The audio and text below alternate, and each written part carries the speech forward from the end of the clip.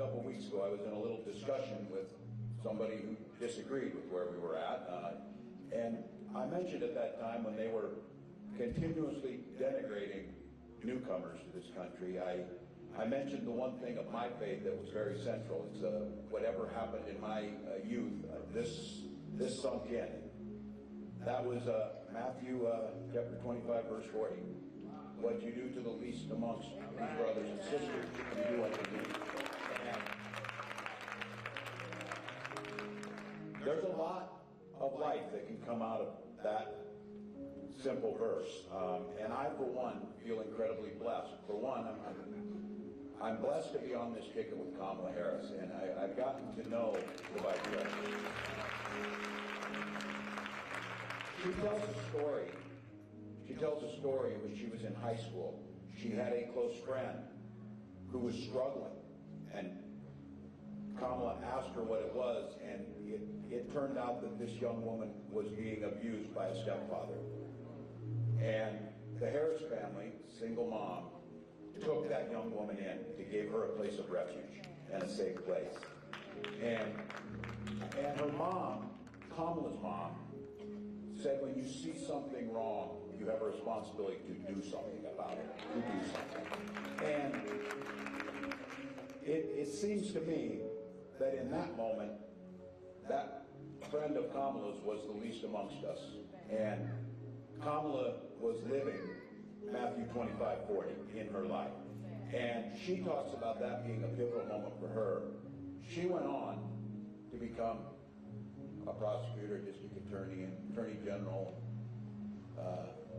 United States Senator, and Vice President. And can we all agree that she is the most qualified person that's ever president? Just saying, that's pretty good resume. Pretty good resume. We know there'll be folks trying to find a reason it's not, but it struck me that in doing so, she was living that gospel, and she talked about one client. The first day as a young lawyer, she walked into the classroom, into that courtroom, and I say this as a teacher, the same way. She walked in there and she said, Kamala Harris for the people. That was her job. That was her job, to be for the people. And for me that stood out. And then when we got to know each other, she talks about how a kid from Oakland, in a middle-class family, a single mom, and a kid from rural Nebraska, Butte, Nebraska, could be running for president and vice president. She said, we come from very different places, But she said, Tim and I grew up around the same type of people. Middle-class people who looked out for their neighbors. Middle-class people who just wanted a fair shake. Middle-class people who knew right from wrong on how things work. So I say that because when everything gets boiled down, we've got an election that, look, I know many people who say I'm tired of this. Trust me, I am too. We're fatigued from it. But when the burden gets heaviest, that's when people start standing up a little straighter. When they start wondering what needs to be done here. And the choice in this is not all the noise. The choice sometimes just boils down to some of those simple scripture passages that tell us how to act. And I just ask you, and again, I recognize the separation of the secular from our spiritual side, but you can't separate what you learned and how you see people and how you care and how you worship from how you live your life. It's very difficult. It should be difficult.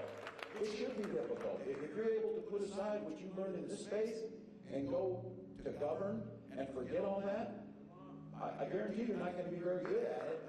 You're not going to be for the people. But I think about this one, about what's at stake. And I think you see two very clear choices. You have someone who's trying to lift us up and truly bring out our better angels and bring us together. And those that want to exploit fear and division.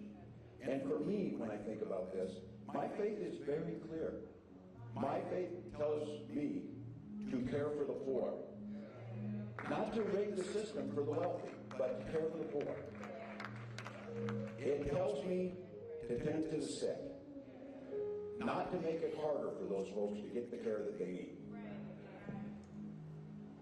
And this one, it tells me very clearly to welcome the stranger if they're yourself, not to demonize them and make them feel unwelcome or unsafe. It also tells me, and we see it in here, to respect our elders, not to undermine programs that make life easier for older folks, make life a little bit easier for them. If you truly want to honor your elders, make sure that we're supporting systems like Medicare and Social Security that take care of them. That's the option. And I think as stewards of this creation that we have and the beauty of it, we have a responsibility to be good stewards, not to turn our backs and allow the destruction of the land, destruction of the water, destruction of the air, those things that we care about, that we are in God's creation, that it's our responsibility to be those good stewards. That's a distinct difference. And then I will say this, I think some of you felt, I myself, again, not speaking out on this, feel pretty uncomfortable with this idea that we understand in our faith, the Bible is to be read and followed and absorbed. It's not to be branded and sold for $59. It's not. Now, I say this not to make folks uncomfortable, but these are simply the reality we're against. And when I hear Kamala Harris talk, I would make the case that what she's proposing is her living her faith, which she learned as a young girl, that she's living the faith that you hear in this space of caring for one another. So she talks about a new way forward. Listen to the things she's talking about. She's talking about making sure our tax system focuses on the littlest and our children get off to a good start by giving a tax credit on the front end for those little ones, a child tax credit. We've seen this, and I'll tell all of you, we did this in Minnesota, and what happened was childhood poverty dropped by a third.